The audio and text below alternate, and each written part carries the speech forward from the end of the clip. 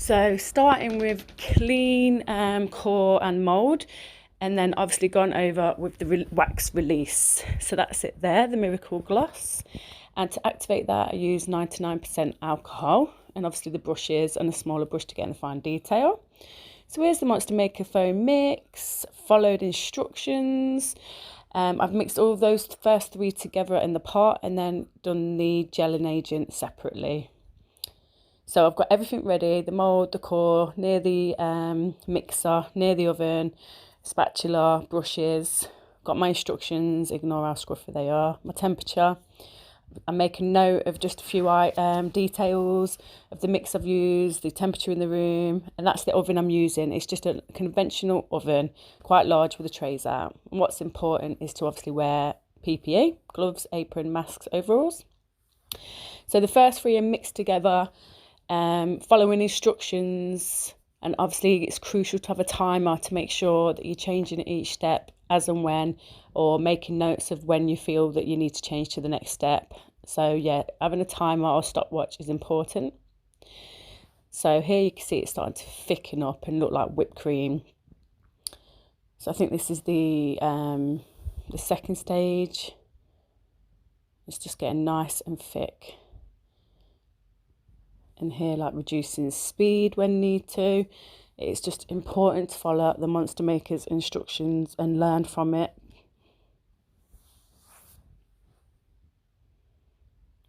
It's a 12-minute run, this is.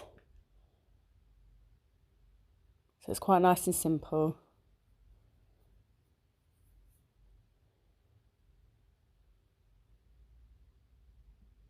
And then reducing speed again. I think this is the point where it was ready for adding the gelling agent. So I was trying to put it in slowly to not shock it. So little bits, and sometimes I moved over to the left side of the bowl, just so it wasn't all going in one area as well.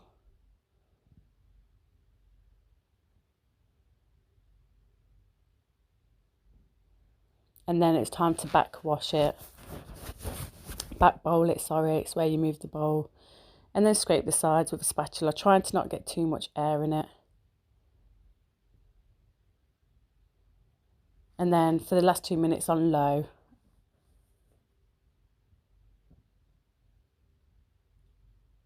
So then it's ready. It looks really thick whipped cream. It will kind of settle and won't be drippy. That's when you know it's ready.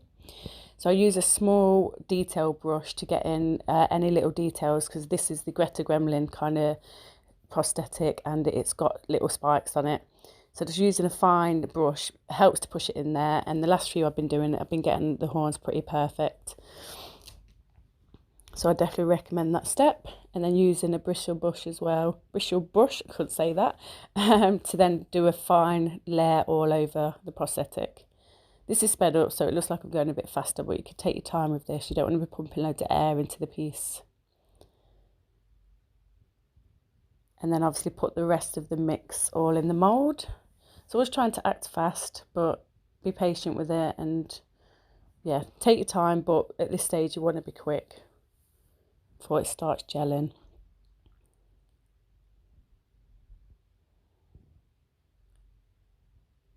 So then I'm using the core.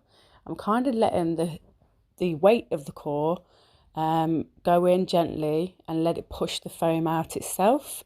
I'm not trying to force it, not yet, purely because it helps the foam go where it needs to go in its own a nice controlled way, and it will help prevent any air bubbles. So then I add a bit of pressure when I feel like the core has gone all the way in anyway. And then using a brick and the straps, this will help clamp it down to get nice thin edges.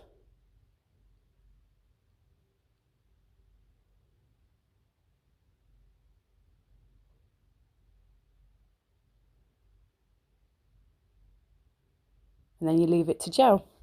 So because I use it in my cold shed, it takes about an hour to gel in there. So it's good that some of the foams come on the outer edge, because you can have time to go check it later, which you'll see in a second. Again, keeping on top of the timing. timing how long it takes to gel in that temperature for that particular mould. It's just always good to refer to.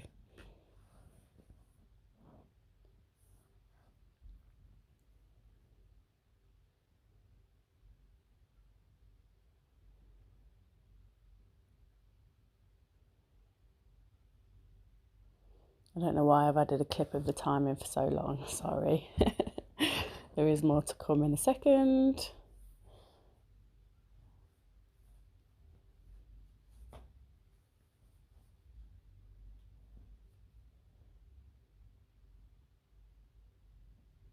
So I make sure the oven is on the right temperature as well. It's been preheating.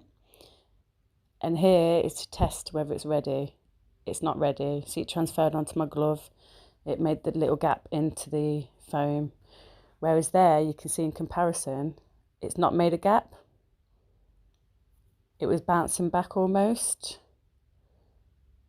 It's not going onto the glove. It's not transferring. That's from a previous bit there, but here you'll see it again.